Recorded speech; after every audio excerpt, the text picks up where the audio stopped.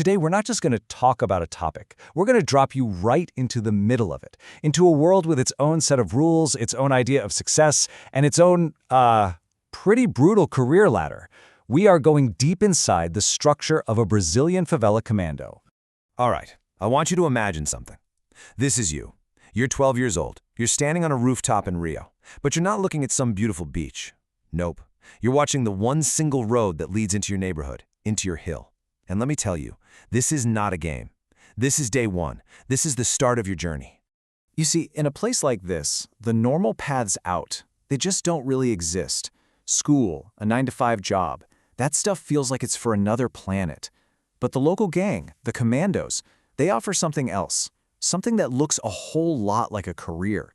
It's got structure, it's got promotions. And when you feel like you've got no other options, it looks like the only way to climb. So, let's get the lay of the land, right? The commandos, they run the show here. It's their world. The police, well, they don't exactly walk a beat. They roll in with the Fogueteiro, which, by the way, literally translates to big skull. Think about that. It's basically a tank, a symbol that they're an invading army, not a force to protect you. And that tension, you live with that every single day. So you want to get in? Okay, there's an interview, but it's not what you think. It's really a test of your silence, of how well you pay attention, and, most of all, a test of your loyalty. Someone's just handed you an old radio and a pack of fireworks. Your whole life is about to pivot on this one moment. Your new job title is Fogueteiro. It means fireworks operator. But let's be clear, you're not really a member yet. You're an asset, a tool. Your only job is to be the eyes and ears of the entire hill. You watch and you signal. You're proving you can handle the pressure. And the big question they're asking, can they trust you to not talk? And here's what that job actually looks like. You're 12. You're working a 14-hour shift for about $50 a week. I know, it sounds brutal, but when your mom is working 2 jobs just to try and keep the lights on, $50? That feels like a fortune. It's the first real money you've ever earned. And get this is your whole communication system. It's terrifyingly simple. You light one firework, send it screaming into the sky, that means the cops are coming. 2 fireworks, that's a rival gang. It's an invasion. You are 12 years old, and the lives of every single person on that hill depend on you getting that signal right. That's the kind of weight you're carrying.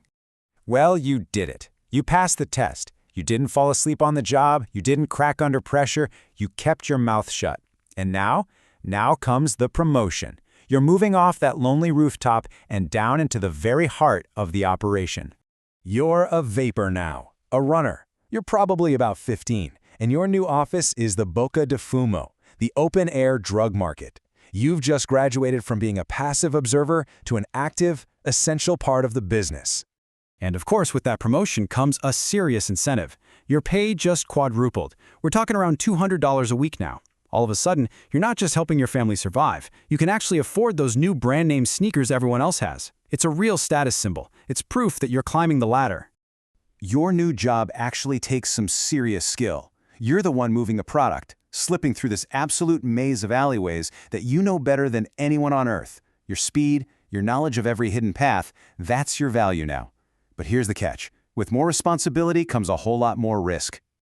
Okay, this is the real turning point. Up until now, you've been useful. You've been an asset, sure. But now, you're about to become an actual threat. Because now, they hand you a weapon. So here it is, the whole path laid out for you. You started as a lookout, the Fogueteiro. You got promoted to runner, the Vapor. And now you become a Soldado, a soldier. You're not just moving product anymore. You're defending territory, and you're doing it with an AR-15 in your hands.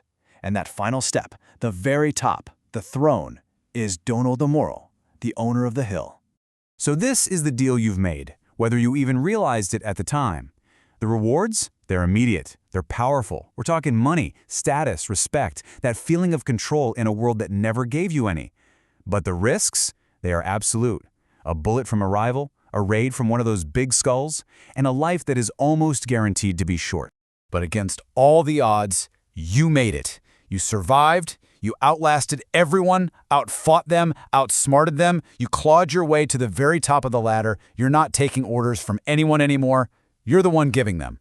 You are the Dono do Morro, the boss, the owner of the hill. Your word is law. You are the judge, you are the jury, and, more often than not, you're the executioner for this entire community. Your reign, no matter how long it lasts, has officially begun. This number. This is how many lives are now in your hands. Thousands of people living in the favela. Their safety, who they have a problem with, their very survival. It all comes down to your decisions, your mood. That's the real scale of the power you have now. But here's the thing. Here's the unwritten rule of this particular career path. There's no retirement plan. There is no 401k. There's no walking away peacefully into the sunset. Every reign comes to an end. And that end, it's always violent. It's either going to be a surprise attack from a rival gang that wants your hill, or it's going to be a full-blown raid by the police in those armored trucks. That's it. Those are the only two ways this game ever finishes. So as your violent time at the top comes to its sudden, inevitable end, there's really only one question left hanging in the air. If you think all the way back to being that 12-year-old kid on the rooftop, was there ever another choice? Was there ever another way to play the game?